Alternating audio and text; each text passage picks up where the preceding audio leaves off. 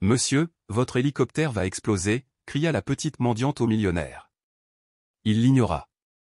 Mais lorsqu'elle révéla un détail invraisemblable, il comprit que sa vie dépendait de cet enfant. Antoine Morel vivait à 500 mètres au-dessus du monde.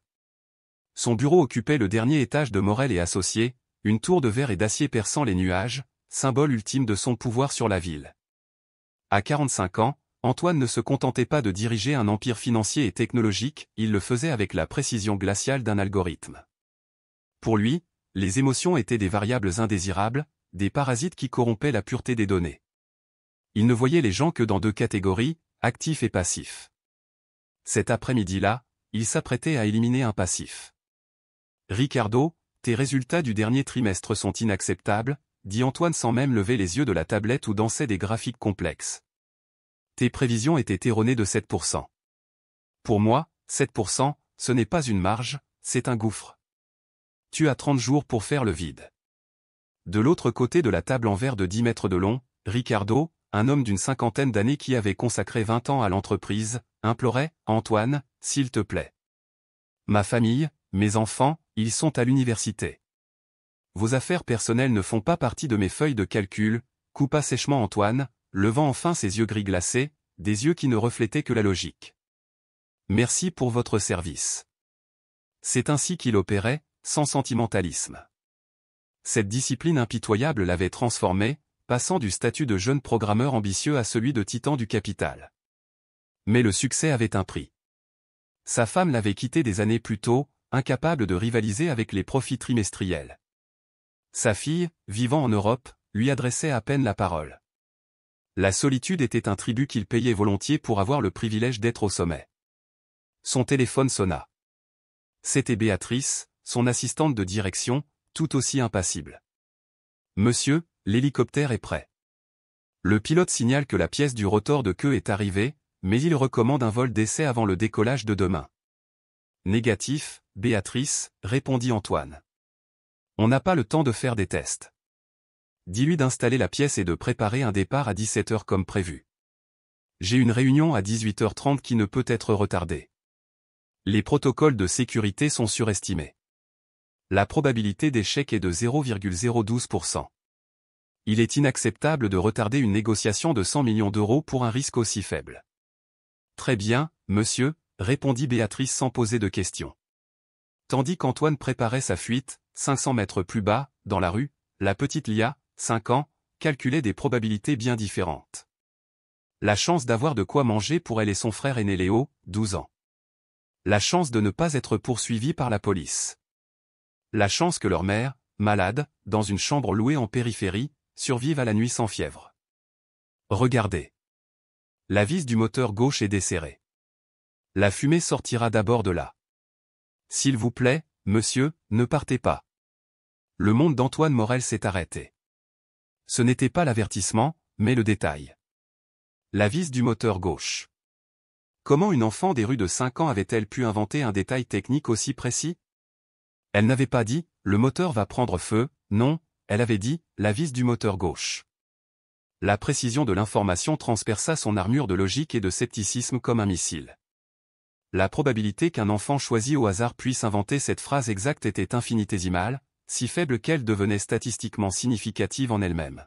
« Stop !» cria Antoine aux agents de sécurité. Le groupe se figea, confus, tenant toujours la petite fille qui pleurait. « Monsieur, on ne peut pas se permettre de retarder, » dit Béatrice d'une voix tendue. « Qu'a-t-elle dit » demanda Antoine au garde, ignorant Béatrice. « Elle a dit quelque chose à propos d'une vis dans le moteur gauche, monsieur, » répondit l'un des gardes, visiblement mal à l'aise. Antoine regarda l'hélicoptère, puis la petite fille. Puis de nouveau l'hélicoptère. Son esprit, entraîné comme un superordinateur à évaluer les risques, commença à surcharger. Retarder le vol signifiait une perte financière, potentiellement des millions. Mais ignorer l'avertissement, aussi absurde fût-il, signifiait un échec catastrophique. L'équation était impossible. La logique lui criait que c'était absurde, mais les données anormales ou ce détail improbable clignotaient en rouge dans son cerveau.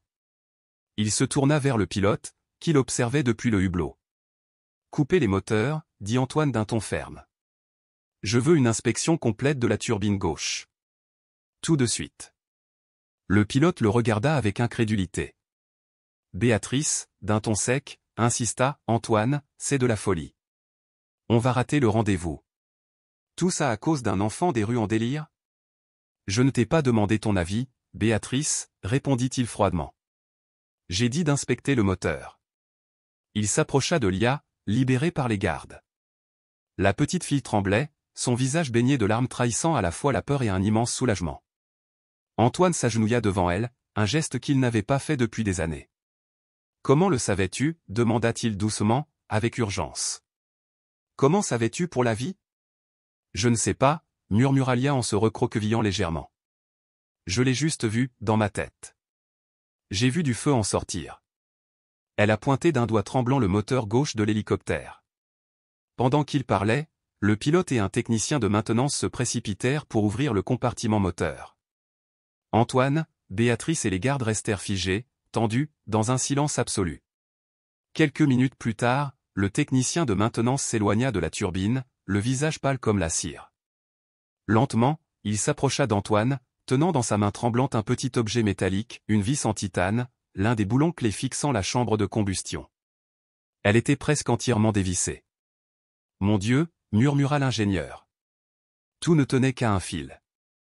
Vibration, surchauffe, encore 10, peut-être 15 minutes de vol, et la turbine se serait désintégrée. Ça aurait été une explosion catastrophique. Je ne comprends pas comment cela a pu passer la dernière inspection. Un silence de mort s'abattit sur le groupe. Le vent froid semblait se moquer d'eux.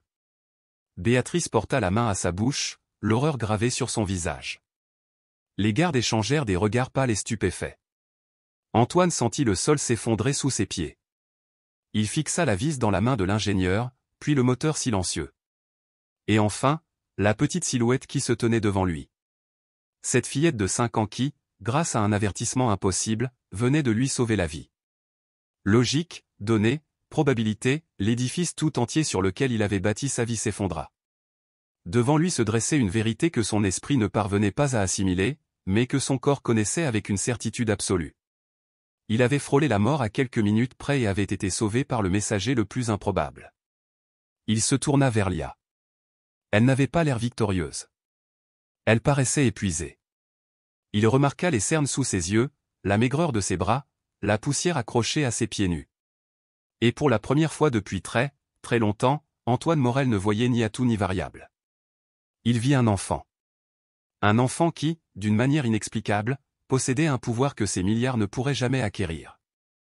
À cet instant, au sommet de son empire de verre et d'acier, l'homme le plus puissant de la ville se sentit petit, ignorant et profondément endetté. Il ignorait qui était cette petite fille, d'où elle venait, ni comment elle savait ce qu'elle savait. Mais une certitude naquit en lui, aussi puissante que celle qu'il avait ressentie face à la mort quelques minutes plus tôt. Désormais, leur vie était irrévocablement liée. Le bruit de la vis en titane tombant dans la paume de l'ingénieur de maintenance fut le plus fort qu'Antoine Morel ait jamais entendu. Dans le silence terrifiant de l'héliport, ce fut la fin de la vie qu'il avait connue et le prologue d'une réalité que son esprit rationnel refusait encore d'accepter. Il regarda le petit morceau de métal, puis le moteur ouvert de l'hélicoptère, et enfin la minuscule silhouette tremblante qui les avait tous sauvés. Les agents de sécurité le regardaient maintenant avec un mélange de terreur et de révérence. Béatrice, son assistante, était pâle, la bouche entr'ouverte, serrant toujours la tablette contenant les données d'une réunion à 100 millions d'euros, oubliée dans ses mains. « Monsieur, nous aurions pu. »« Je sais ce qui aurait pu arriver », interrompit Antoine d'une voix basse et rauque. Sa fureur s'était dissipée, remplacée par un choc glacial. Il se sentait comme un homme poussé du haut de son propre gratte-ciel, mais qui, tant bien que mal, avait survécu à la chute. Ignorant tout le monde, il s'approcha de Lia. La petite fille pleurait toujours doucement, effrayée par le chaos qu'elle avait provoqué. Il s'agenouilla de nouveau devant elle, mais cette fois sans l'urgence d'un interrogatoire, avec la douceur hésitante d'un homme face à l'inexplicable. « Ne pleure pas » dit-il maladroitement. Les mots lui semblaient étranges. Il n'était pas homme à réconforter. « Tu nous as sauvés. Tout va bien maintenant. » Il se leva, prenant une décision qui allait à l'encontre de tous les instincts de discrétion et de contrôle qu'il avait développés au fil des décennies. « Afonso » lança-t-il doucement à son chef de la sécurité, « emmène la fille chez moi. Donne-lui à manger ou à boire ce qu'elle veut. ne la quitte pas une seule seconde. Puis, se tournant vers Béatrice, annulez la réunion d'Angra. Annulez tout pour le reste de la semaine. Personne ne m'appelle. Personne ne me recherche. La seule priorité maintenant est de découvrir qui est cet enfant et d'où elle vient. Le retour par l'ascenseur privé fut encore plus silencieux que la montée. Lia, désormais sous la protection vigilante de l'imposant Medou Afonso, observait autour d'elle avec de grands yeux, sa peur cédant peu à peu la place à une curiosité enfantine. Pour elle, la boîte de verre qui montait et descendait était plus fascinante que l'hélicoptère sur le toit. Les ordres d'Antoine furent suivis à la lettre. Prévenu par Béatrice, son chef privé prépara un festin improvisé pour Lia, sandwich, gâteau au chocolat, jus de fruits, fruits frais. Mais la petite fille toucha à peine à la nourriture. Assise dans un fauteuil design valant plus cher qu'une voiture, elle semblait complètement perdue, un petit fantôme dans un palais de verre. « Tu n'as pas faim ?» demanda Antoine, assis à distance respectueuse.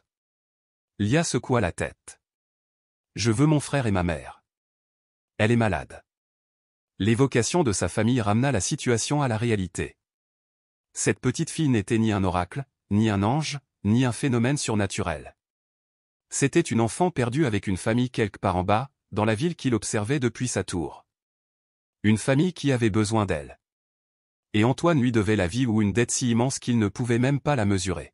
« On va les retrouver », dit Antoine, surpris lui-même par la conviction dans sa voix. « Comment s'appelle ton frère ?»« Léo. Il a 12 ans. Il est courageux. Et ta mère ? Où est-elle ? À la maison, murmura Lia. Il fait chaud là-bas, mais elle tousse beaucoup ? Une lueur d'inquiétude se lisait dans ses yeux. Antoine appela Afonso. La petite fille dit que son frère s'appelle Léo et que sa mère est malade. La dernière fois qu'elle les a vus, ils étaient près de notre immeuble. Trouvez-les. Utilisez tous les moyens nécessaires. Discrètement. Amenez-les ici. Alors que l'équipe de sécurité d'Antoine, plus habituée à traquer les entreprises concurrentes que les familles pauvres, lançait ses recherches, Antoine se retrouva dans la situation la plus inconfortable de sa vie, s'occuper d'une enfant. Il tenta de la distraire. Il lui montra son téléviseur 80 pouces, sa collection d'art abstrait, sa cave à vin à température contrôlée. Lia observait tout avec un désintérêt poli. La seule chose qui semblait attirer son attention était une petite sculpture en métal torsadé représentant un oiseau. « On dirait un hélicoptère », dit-elle doucement en touchant l'œuvre d'art du bout des doigts. « En as-tu déjà vu un ?» Lia demanda doucement Antoine, essayant de comprendre l'origine de sa prémonition. « Non. Juste dans ma tête », répondit-elle simplement. Sa réponse ne le satisfaisait pas. Son esprit logique cherchait des schémas, des causes, des effets, mais rien. Rien que l'inexplicable. La recherche de la mère de Léo et Lia dura 3 heures. 3 heures durant lesquelles Antoine arpenta son appartement, hanté non par les angoisses habituelles liées aux affaires ou à la richesse, mais par une promesse silencieuse faite à une fillette de 5 ans. Enfin, Afonso revint. « Monsieur, nous les avons trouvés. Ils sont dans un abri de fortune derrière un théâtre abandonné, à une dizaine de rues d'ici. » Le garçon, Léo, est désespéré. Il cherche sa sœur. La mère semble très malade. Les conditions sont épouvantables. « J'y vais », dit Antoine sans hésiter. « Monsieur, il serait peut-être préférable de les amener ici. »« Non, Afonso. J'y vais. Prépare la voiture. » Le voyage de la tour de verre au cœur de la pauvreté urbaine fut une descente dans un monde qu'Antoine ne connaissait qu'à travers les statistiques et les rapports des ONG financés par sa fondation. La voiture de luxe roulait sur des rues fissurées, l'odeur des égouts et de la fumée s'infiltrant dans l'habitacle climatisé. Lorsqu'ils s'arrêtèrent devant le théâtre en ruine, Antoine ressentit un malaise inhabituel. Lui, l'homme qui vivait dans le ciel, allait entrer dans l'enfer d'autrui. Afonso ouvrit le portail rouillé. L'endroit n'était plus qu'un amas de cartons, de bâches et de planches brisées abritant quelques familles oubliées. Dans un coin, Antoine aperçut un garçon maigre d'une 12aine d'années, le visage strié de larmes et de panique, qui décrivait sa petite sœur à un agent de la communauté. C'était Léo. Léo, appela doucement Antoine. Le garçon se retourna, méfiant. « Qui es-tu ? » ? Ta sœur, Lia, est avec moi. Elle est en sécurité. Je suis venu te chercher. Un soulagement mêlé de suspicion. Comment ? Elle est avec toi? Où est-elle? Elle est chez moi. C'est une longue histoire. Mais d'abord, je dois voir ta mère. Léo le conduisit au petit refuge qu'ils appelaient leur foyer. Ce qu'Antoine vit le frappa plus durement que l'explosion d'hélicoptère à laquelle il avait échappé de justesse. Sur un matelas mince et sale gisait une jeune femme d'un accent grave, peine 30 ans, le visage pâle et humide, la respiration rapide et superficielle, la voix à peine audible, le corps épuisé au-delà de toute mesure. « Maman, cet homme dit que Lia est avec lui », murmura Léo. Claire ouvrit ses yeux fiévreux des yeux bruns, comme ceux de ses enfants, mais voilés par la maladie et la douleur. « Qui êtes-vous » demanda-t-elle d'une voix à peine murmurée. « Je m'appelle Antoine Morel », dit-il, agenouillé près du matelas, indifférent à la saleté et à l'air moisi. « Votre fille Lia m'a sauvé la vie aujourd'hui. Je suis ici pour vous rendre ce que je peux. Je veux vous accueillir chez moi. J'ai des médecins. J'ai les moyens. Je peux vous aider à guérir. » Claire et Léo le regardaient, incrédules. Un millionnaire dans leur refuge. Son aide semblait un rêve éveillé. « Pourquoi as-tu fait ça » demanda Claire, la voix empreinte de la profonde suspicion de quelqu'un que la vie avait préparé au pire. « Parce que j'ai une dette envers votre fille, dit-il doucement.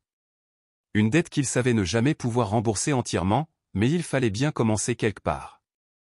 S'il vous plaît, laissez-moi vous aider.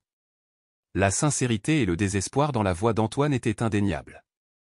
Trop faible pour discuter, voyant la seule chance pour elle et ses enfants, Claire hocha doucement la tête. L'opération fut rapide et efficace. En moins d'une heure, Claire, Léo et Lia étaient installés dans une aile réservée aux invités du Pantouse d'Antoine. Le docteur Alves était déjà sur place et le diagnostic fut immédiat, une pneumonie bactérienne sévère aggravée par la malnutrition. Claire fut immédiatement mise sous antibiotiques par voie intraveineuse. Pendant que la mère dormait sous l'effet des médicaments, Léo et Lia exploraient les lieux, à la fois impressionnés et inquiets. Antoine les observait, une famille brisée, soudée par l'amour et la nécessité, et ressentait le poids de sa nouvelle responsabilité. Il sauvait la vie de Lia, mais peut-être pouvait-il sauver cette famille d'une autre manière. Dans les jours qui suivirent, le Pantouse se transforma. Le silence laissa place au rire des enfants. Claire, sous les soins attentifs du docteur Alves, commença à se rétablir lentement. Antoine se retrouva dans un rôle qu'il n'avait jamais imaginé. Il lisait des histoires avant de dormir, l'aidait à résoudre des problèmes de mathématiques appris dans la rue et avait de longues conversations avec Claire lorsqu'elle se sentait plus forte. Il apprit leur histoire. Claire, veuve, avait perdu son mari, ouvrier du bâtiment, dans un accident 2 ans plus tôt, la laissant seule avec 2 jeunes enfants et sans économie. Elle avait lutté, acceptant des petits boulots de ménage, mais sa récente maladie l'avait anéantie. Pendant ce temps, Antoine essayait de comprendre le don de Lia. Il posait des questions subtiles, mais sans réponse logique. La petite fille n'avait plus de prémonition. C'était une enfant normale, douce et joueuse. La vision de l'hélicoptère était un événement unique et inexplicable. Il devait accepter, au désespoir de son esprit rationnel, que certaines choses dans l'univers défient la logique. Mais alors que cette nouvelle dynamique familiale fragile prenait racine, une question hantait Antoine: pourquoi le boulon de l'hélicoptère s'était-il desserré? Les accidents arrivent, mais cette panne était trop élémentaire. Son esprit d'entreprise était rongé par l'envie. Il fit appel à Silas, l'enquêteur auquel il avait fait appel pour des affaires antérieures, cette fois pour une toute autre affaire. « Silas, je veux que tu enquêtes sur la maintenance de mon hélicoptère. Chaque pièce, chaque ingénieur, chaque fournisseur. Je veux savoir pourquoi ce boulon s'est desserré. Ne laisse rien au hasard. » La paix qui régnait dans le Pantouse était une bulle prête à éclater. À l'extérieur, dans le monde des affaires, l'absence d'Antoine et l'annulation de sa réunion clé déclenchèrent des rumeurs, et quelqu'un semblait en profiter. Le premier coup de théâtre fut un billet dans une chronique financière. L'article suggérait qu'Antoine Morel, habituellement discret, avait annulé un voyage d'affaires crucial et avait été aperçu dans des quartiers défavorisés, peut-être en proie à un éveil mystique ou à une crise de conscience après un accident d'hélicoptère mineur. Les investisseurs s'inquiétèrent. La note était anonyme, mais son objectif était clair: saper la crédibilité d'Antoine. Il savait qu'il s'agissait de l'œuvre d'un concurrent, mais lequel? La réponse arriva une semaine plus tard, dans le rapport préliminaire de Silas. La pièce de rechange du rotor avait été fournie par Aerotech, une filiale d'une société ayant déjà fait l'objet d'une enquête, et l'ingénieur de maintenance responsable avait démissionné 2 jours après l'incident et avait disparu. Il cherchait à le localiser. Aérotech, répéta Antoine, l'esprit en ébullition. Vérifiez qui sont les principaux actionnaires de la société mère d'Aérotech. La confirmation arriva en quelques heures, l'actionnaire majoritaire était Marc Delattre, un adversaire commercial dont Antoine avait ruiné l'entreprise lors d'une OPA hostile quelques mois plus tôt. Un homme qui avait juré vengeance. La vérité était plus sombre qu'un simple accident. C'était un sabotage. Marc avait tenté de le tuer. Le soir même, alors qu'Antoine peinait à assimiler l'ampleur de cette révélation, il reçut un message sur son téléphone sécurisé provenant d'un numéro inconnu. Pas de texte, juste une photo. Lia et Léo, photographiés au téléobjectif alors qu'ils jouaient sur l'aire de jeu sur le toit, un endroit censé être inaccessible. Sous l'image, une seule phrase, atout et passif. Parfois, ce que l'on croit être un atout devient son plus grand handicap. Soyez prudent. Le sang d'Antoine se glaça. Marc savait non seulement qu'il avait survécu, mais aussi qu'il était au courant pour les enfants. Il savait qu'Antoine s'attachait à eux et les utilisait désormais comme un levier. La bulle de sécurité avait volé en éclats.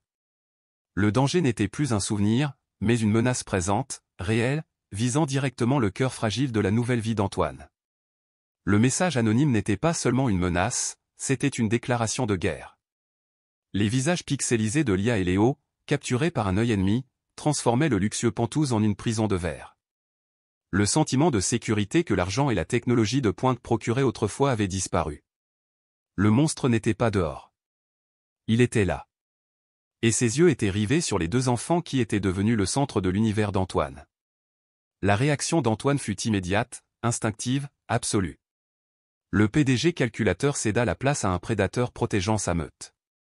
Il aboya des ordres dans son communicateur, d'une voix si froide que même son chef endurci de la sécurité frissonna. Confinement total. Personne n'entre ni ne sort sans mon autorisation expresse.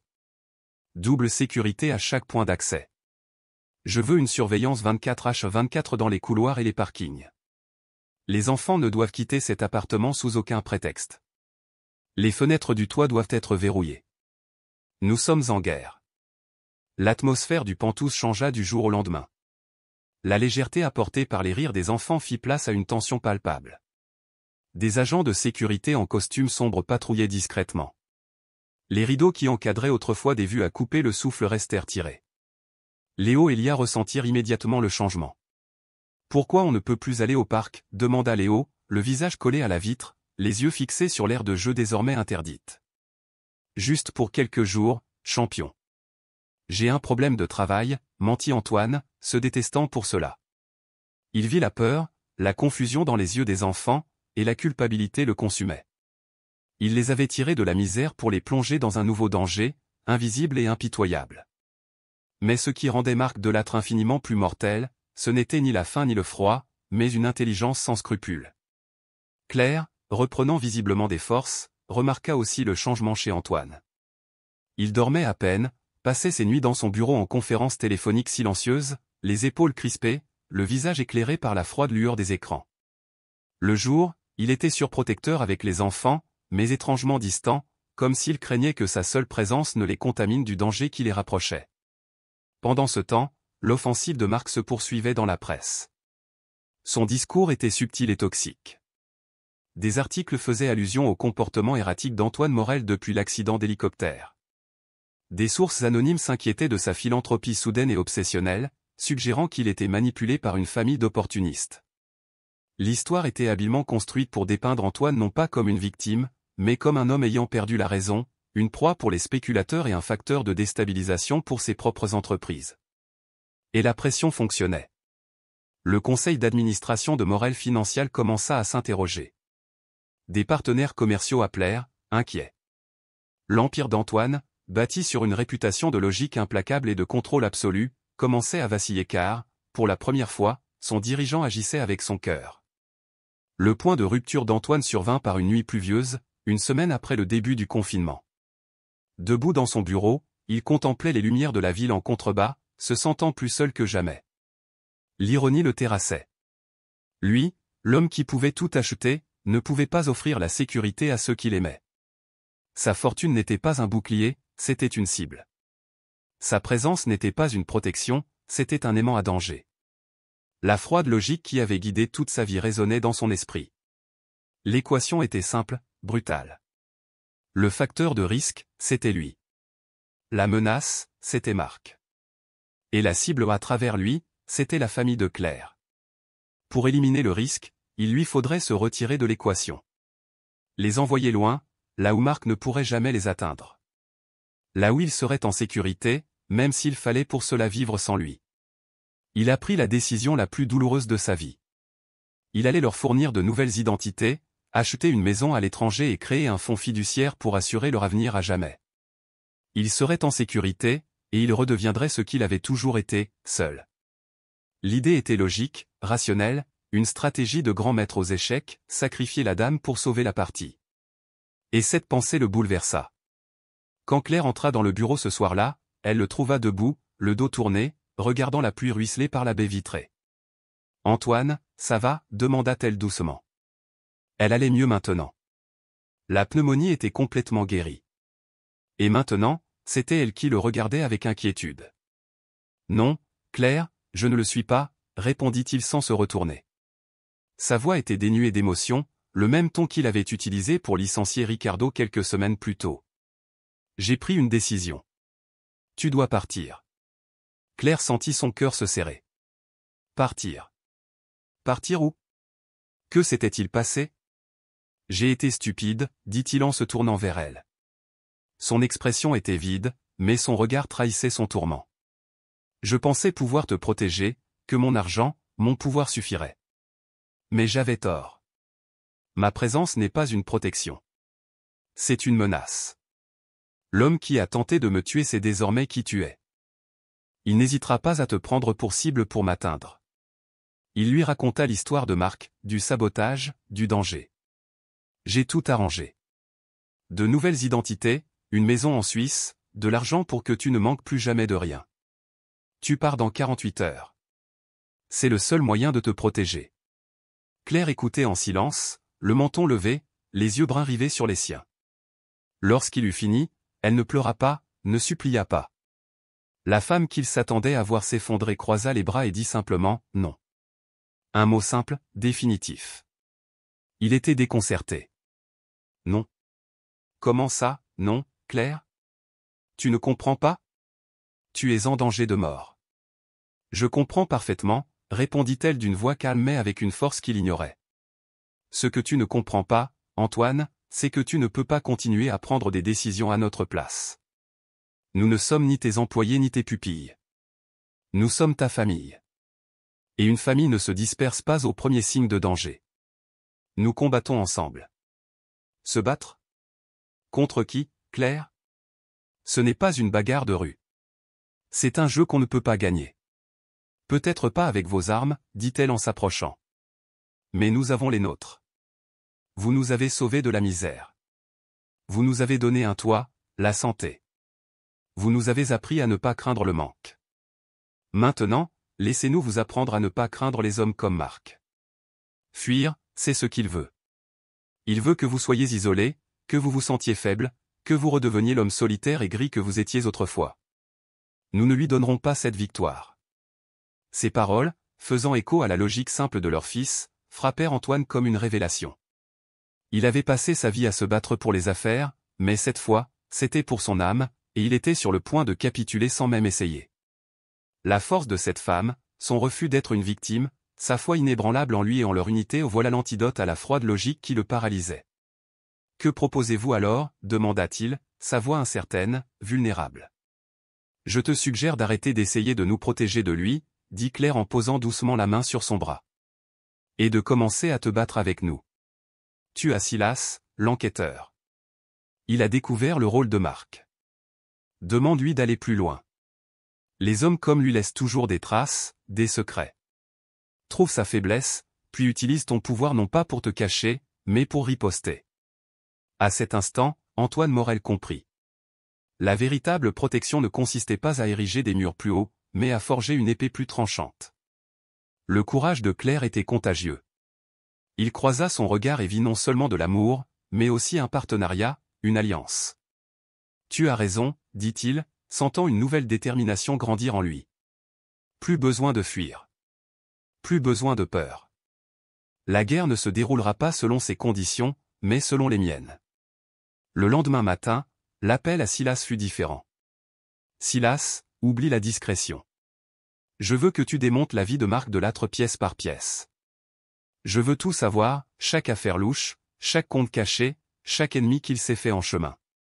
Et retrouve cet ingénieur de maintenance. Je veux qu'il parle. La traque était lancée. Silas et son équipe, désormais dotés de ressources illimitées, fouillèrent le passé de Marc. Ce qu'ils découvrirent était plus sombre qu'Antoine ne l'avait imaginé.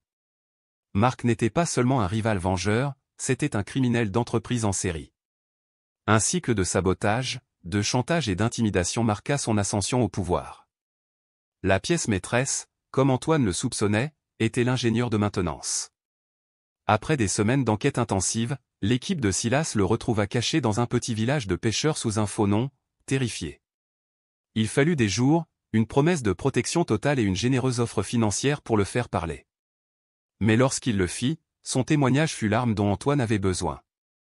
Des aveux enregistrés, vidéos et audio, accablants et détaillés.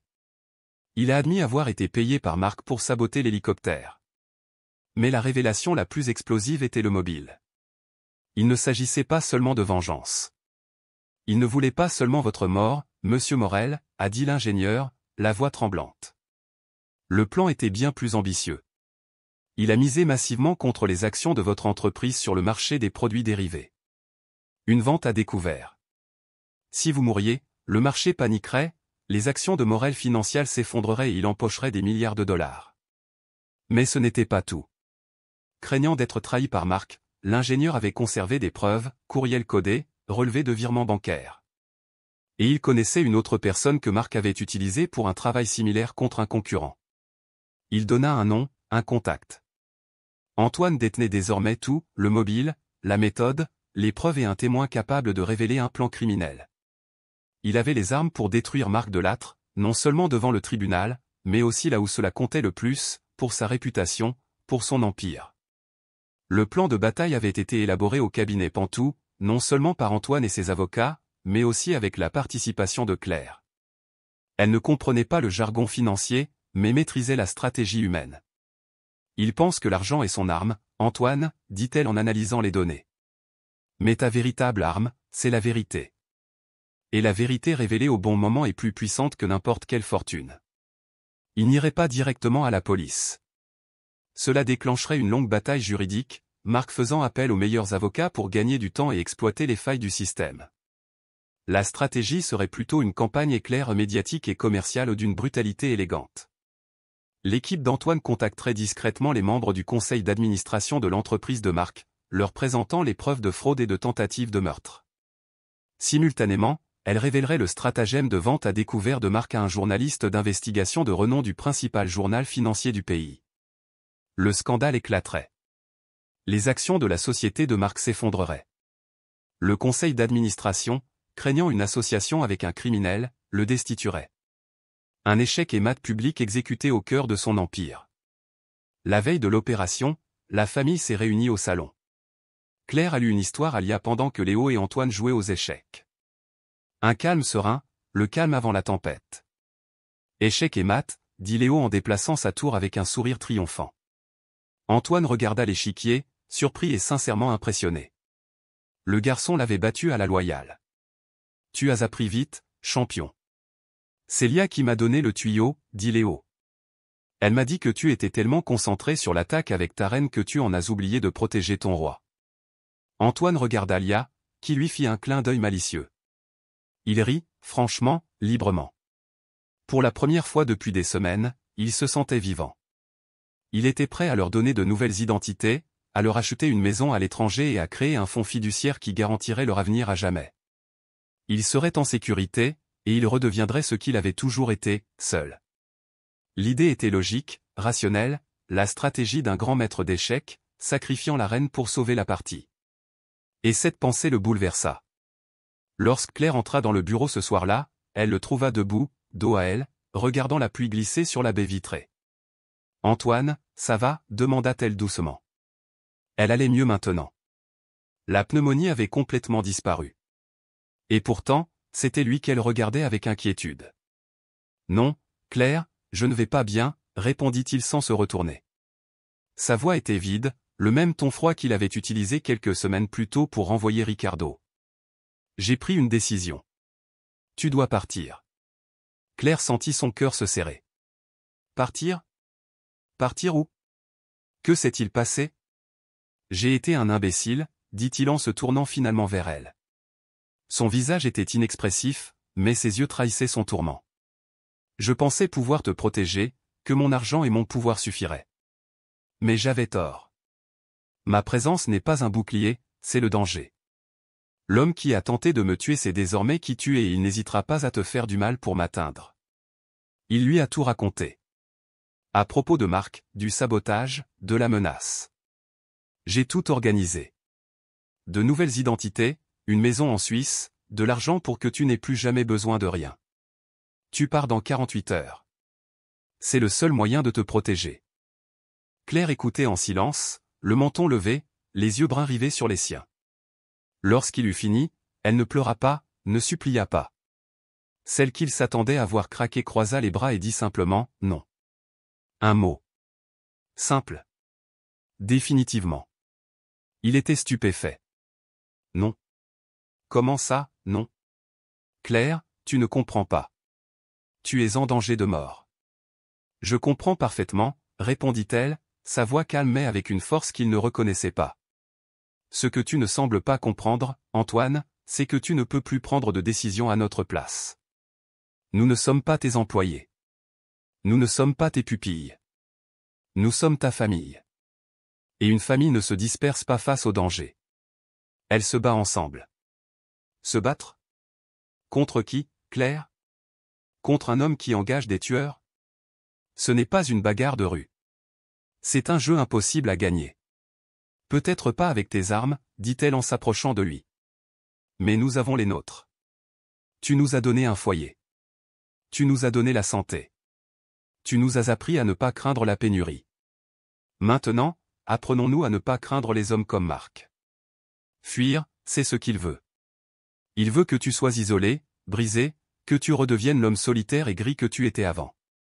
Nous ne lui donnerons pas cette victoire. Ces paroles, faisant écho à la logique simple de leur fils, frappèrent Antoine comme une révélation. Il avait passé sa vie à se battre pour des affaires, mais cette bataille était une bataille pour son âme, et il était sur le point de capituler sans même essayer. La force de Claire, son refus d'être une victime, sa foi inébranlable en lui et en leur unité, c'était l'antidote à la logique froide qu'il avait figée. « Que proposez-vous alors » demanda-t-il, sa voix incertaine, vulnérable. « Je te suggère d'arrêter d'essayer de nous protéger de lui, » dit Claire en posant doucement la main sur son bras, et de commencer à te battre avec nous. Tu as Silas, l'enquêteur. Il a déjà découvert la main de Marc. Demande-lui de creuser plus profondément. Ce genre d'homme laisse toujours des traces, des secrets. Trouve sa faiblesse. Et ensuite, utilise ton pouvoir non pas pour te cacher, mais pour riposter. À cet instant, Antoine Morel comprit. La véritable protection ne consistait pas à ériger des murs plus hauts, mais à forger une épée plus tranchante. Le courage de Claire était contagieux. Il la regarda au fond des yeux et y vit non seulement de l'amour, mais un partenariat, une alliance.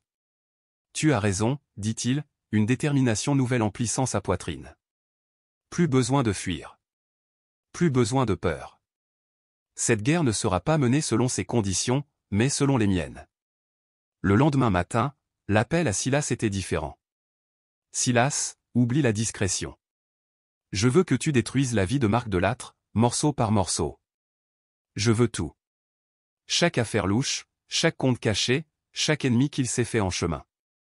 Et retrouve cet ingénieur de maintenance. Je veux qu'il parle. La chasse était ouverte. Silas et son équipe, désormais dotés de ressources illimitées, se sont plongés dans le passé de Marc. Ce qu'ils ont découvert était plus sombre qu'Antoine ne l'avait imaginé.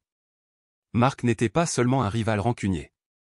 C'était un criminel d'entreprise en série, un modèle de sabotage, de chantage et d'intimidation, retracé tout au long de son ascension au pouvoir. La pièce maîtresse, comme le soupçonnait Antoine, était l'ingénieur de maintenance. Après des semaines d'enquête intense, ils le retrouvèrent, caché dans un petit village de pêcheurs sous un faux nom, terrifié.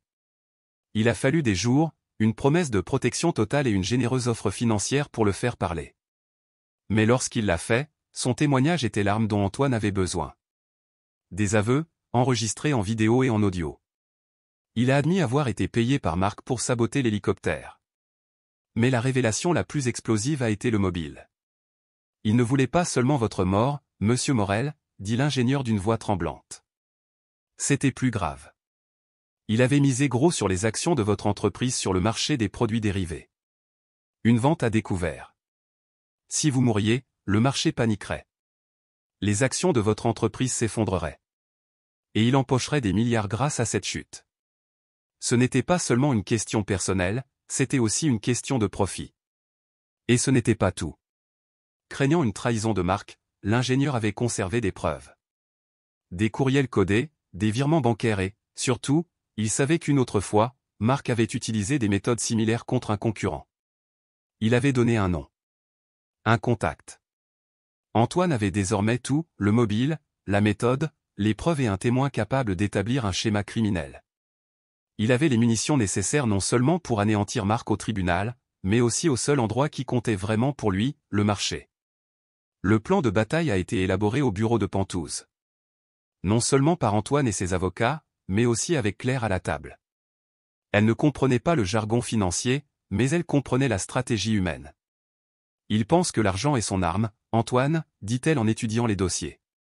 Mais ta véritable arme, c'est la vérité. Et la vérité, révélée au bon moment, est plus puissante que n'importe quelle fortune. Il n'irait pas porter plainte. Cela déclencherait une longue bataille juridique, Marc engageant les meilleurs avocats pour temporiser et manipuler. Non. La stratégie serait une guerre éclair menée à la fois par les entreprises et les médias avec une élégance chirurgicale. Les informations de Silas seraient discrètement transmises aux membres clés du conseil d'administration de l'entreprise de Marc, apportant des preuves irréfutables de fraude et de tentative de meurtre. Parallèlement, l'histoire du pari colossal de Marc contre l'entreprise d'Antoine serait divulguée à un journaliste d'investigation de renom. Le scandale éclaterait.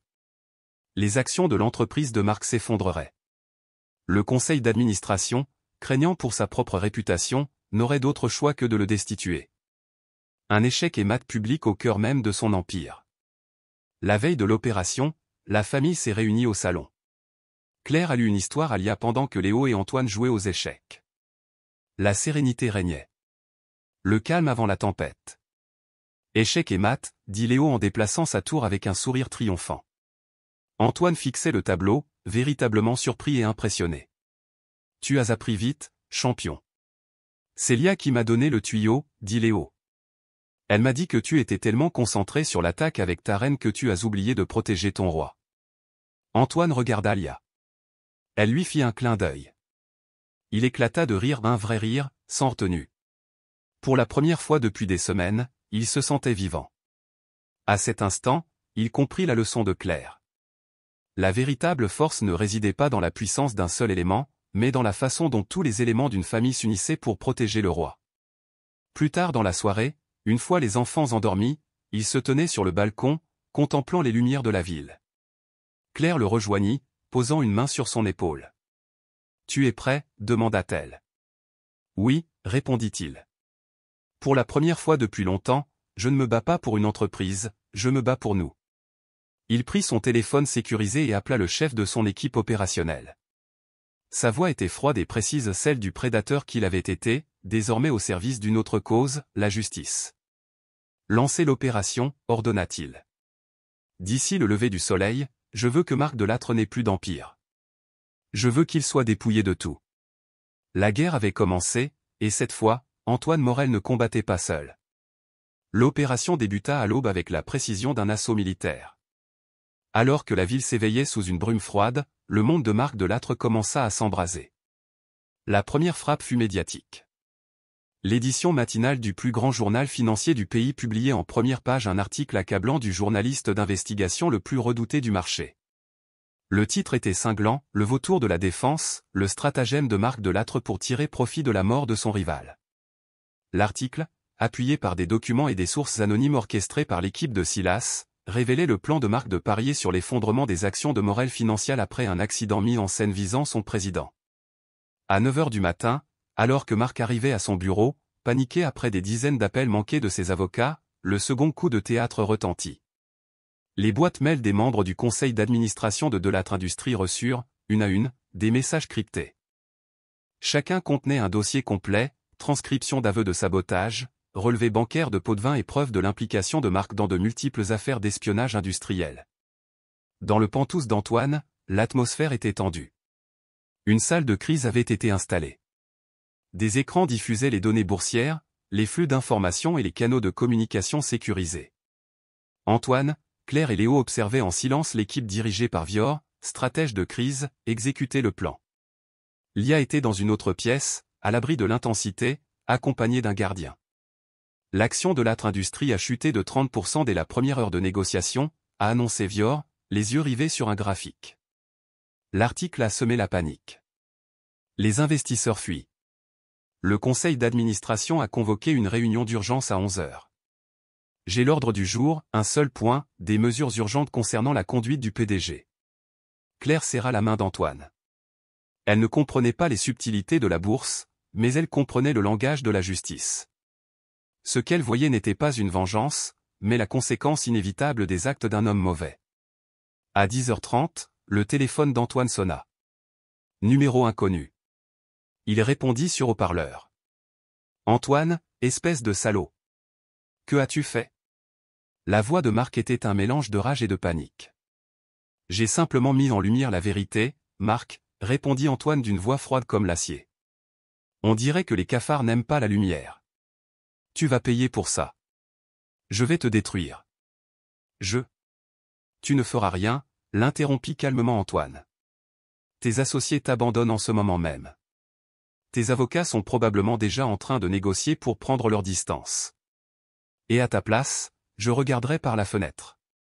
Je crois que tu as de la visite. À ce moment-là, les sirènes de police ont retenti au pied du siège de Delattre Industries. L'article de presse et les signalements anonymes ont contraint les autorités à agir rapidement. C'est fini, Marc, dit Antoine. Tu as parié contre ma vie, et tu as perdu. Maintenant, profite de ce qui te reste. Il a raccroché. Le silence retomba, rompu seulement par le soupir de soulagement de Claire. Léo, qui avait tout observé avec une maturité impressionnante, serra sa mère dans ses bras. La guerre était finie. Le monstre avait été vaincu, non par la violence, mais par la vérité, maniée comme une arme chirurgicale. La chute de Marc Delattre fut rapide et sans appel. Il fut incarcéré provisoirement, accablé par un flot d'accusations criminelles et de poursuites civiles. Il perdit son empire, sa fortune et sa liberté. Homicide, fraude, sabotage, tout fut révélé, révélant l'un des plus grands scandales financiers de la décennie. Une fois la menace véritablement neutralisée, une paix profonde s'installa dans la maison d'Antoine. Les rideaux furent tirés, les gardes renvoyés, et la maison se remplit à nouveau des rires et des conversations ordinaires d'une famille qui apprend à se rassembler. L'adoption de Mathie et Salomé par Hélène fut officialisée sans autre obstacle. Le récit présenté au juge aux affaires familiales était si extraordinaire que de nombreuses formalités administratives furent levées. L'intérêt supérieur des enfants était clair, rester auprès de celle qui était devenue leur mère à tous égards essentiels. Ils s'appelaient désormais officiellement Mathie et Salomé Morel. La vie a pris un nouveau rythme, plus doux. Antoine, pour la première fois, a appris à être père. Il a découvert la joie d'aider aux devoirs, la frustration d'assembler des jouets complexes et la sérénité de simplement regarder un film sur le canapé, les enfants blottis contre lui. Il vendit sa participation majoritaire dans Morel Financial, ne conservant que son rôle de président, et consacra son temps et son esprit brillant à un nouveau type d'investissement, l'avenir de sa famille. Claire devint le cœur battant du foyer, apportant chaleur, réconfort et sagesse pratique qui équilibraient l'esprit analytique d'Antoine. Elle l'encouragea à renouer avec sa fille en Europe.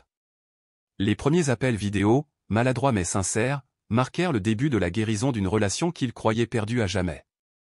Pour Léo et Lia, Claire était le roc, la mère qui leur offrait un refuge dans ce nouveau monde de découverte. Léo, aujourd'hui âgé de 15 ans, était un adolescent remarquable. Son intelligence de la rue, combinée à l'éducation élitiste qu'il avait reçue, faisait de lui un jeune homme doté d'une vision unique du monde. Il était le grand frère protecteur, le confident d'Antoine pour les affaires de cœur et le pont vivant entre un passé difficile et un présent privilégié. Lia, le catalyseur de tout cela, était une petite fille joyeuse et pleine de vie. La prémonition ne revint jamais. Ce fut un événement singulier, un miracle inexpliqué qui fit son effet avant de s'estomper, laissant derrière elle une enfant normale qui aimait dessiner, jouer avec son chien et écouter les histoires de sa mère. La cicatrice sur son front, autrefois déclencheur de douleur et de mystère, n'était plus qu'un trait de son visage, un rappel silencieux du voyage extraordinaire qui les avait liés. Environ 3 ans après la chute de Marc, par un après-midi ensoleillé, Antoine réunit sa famille dans la bibliothèque. « Je travaille sur un projet », a-t-il annoncé.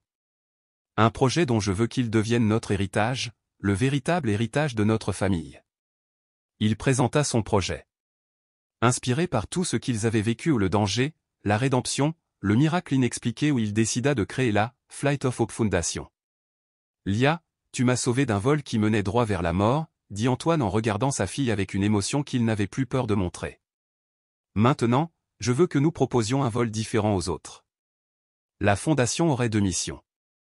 La première, inspirée par le courage de l'ingénieur de maintenance qui a dénoncé Marc, serait un fonds de soutien juridique et financier pour protéger et soutenir les lanceurs d'alerte, ceux qui osent dénoncer les crimes et la corruption des entreprises. La deuxième mission, plus ambitieuse, serait de construire des centres d'excellence éducative dans les zones défavorisées au pas des écoles ordinaires, mais des lieux conçus pour découvrir et nourrir les talents uniques de chaque enfant, en particulier ceux qui ne rentrent pas dans les moules traditionnels. « Le monde est rempli d'enfants comme toi, Lia, dit-il. Des enfants que la logique ne peut expliquer, dotés d'une intelligence que les écoles traditionnelles ne parviennent pas à mesurer. Je veux créer des lieux qui n'ont pas peur de l'inexplicable, des lieux qui célèbrent le potentiel unique de chacun. » La scène finale se déroula des années plus tard, lors de l'inauguration du premier Hope Campus, un complexe éducatif dynamique et moderne construit au cœur de l'un des quartiers les plus pauvres de la ville. Cet espace était une oasis de technologie, d'art, de laboratoire, de studio, de terrain de sport et de jardin. Antoine, Claire, Léo et Lia étaient sur scène. Le public était composé de représentants officiels, de donateurs et, surtout, de centaines d'enfants de la communauté. L'histoire qui avait commencé dans l'obscurité était devenue un héritage de lumière.